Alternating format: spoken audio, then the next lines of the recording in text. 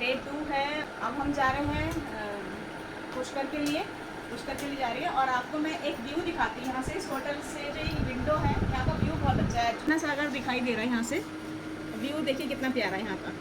तो अगर आप कभी अजमेर आते हैं और आप इस होटल में रुक सकते हैं। मैं सारी डिटेल जो है इस होटल की वो डिस्क्रिप्शन में डाल दूँगी। वैसे डिलाइट होटल है ये।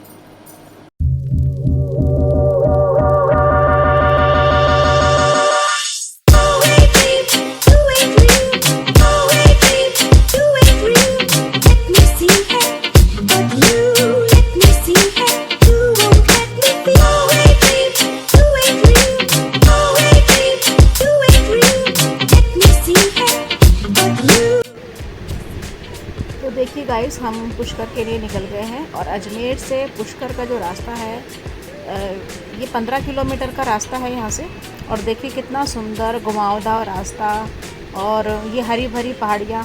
यहाँ अक्सर बरसातों में आप देख सकते हैं कि ये पहाड़ों पर इतनी ग्रीनिश आ जाती है कि आप देख के मानो आपको ऐसा लगेगा जैसे आप हिमाचल या उत्तराखंड की तरफ जा रहे हैं, क्योंकि इस तरीके के हरे भरे पहाड़ आपको वहीं पर ही नज़र आते हैं। तो और मौसम बहुत अच्छा रहा हमारे सफ़र में। हमारा मौसम ने बहुत अच्छा साथ दिया। और चलिए अब हम पुष्कर पहुंचते हैं, उसके बाद आपसे बात करते हैं।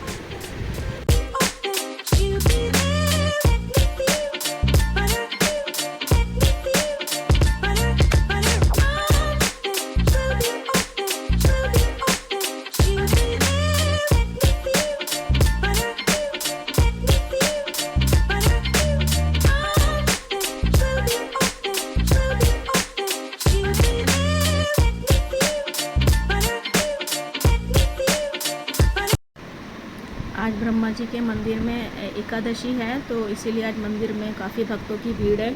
आप देख सकते हैं हमने प्रसाद ले लिया है ब्रह्मा जी को चढ़ाने के लिए। तो आज मैं थोड़ी सी जो जानकारी मुझे मालूम है मैं चाहती हूँ कि मैं आपको भी बता दूँ। हो सकता है आपको मुझसे ज़्यादा पता हो, बट मेरे को जितनी जानकारी है वो मैं आपको देना चाहती हूँ, आपसे शेयर करना चाहती हूँ कि ब्रह्मा जी का मंदिर इस तरह से बना था कि जब यहाँ पर ब्रह्मा जी एक राक्षस के साथ युद्ध कर रहे थे।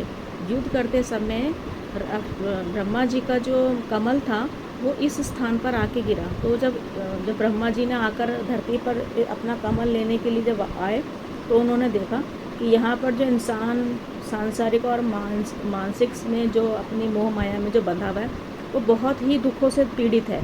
उनको देखकर उनका मन जो था वो विचलित हो गया और उन्होंने एक यज्ञ करने के लिए यहाँ पे तैयारी शुरू करी। उस यज्ञ में उन्होंने अपनी पत्नी सावित्री को बुलाया, जो उस समय वो वहाँ पर किसी कारणवश से वह आ ना सकी।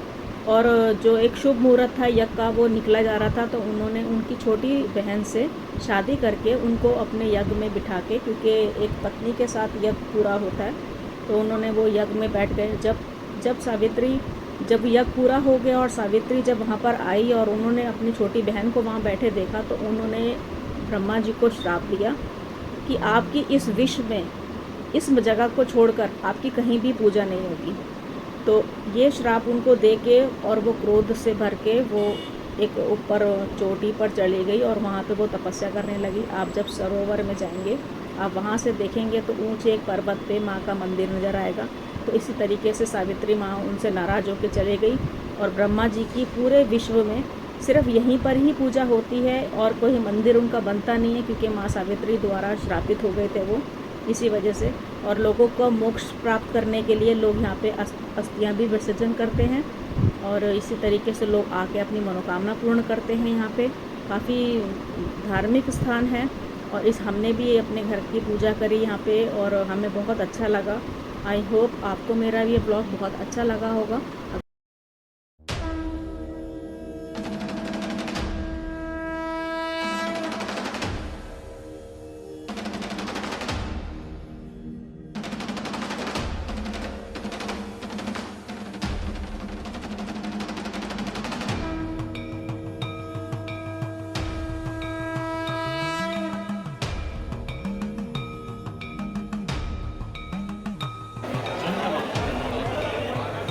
वृषभ राशि वृषभ राशि मृगशिरा नक्षत्र माँ के लगाओ।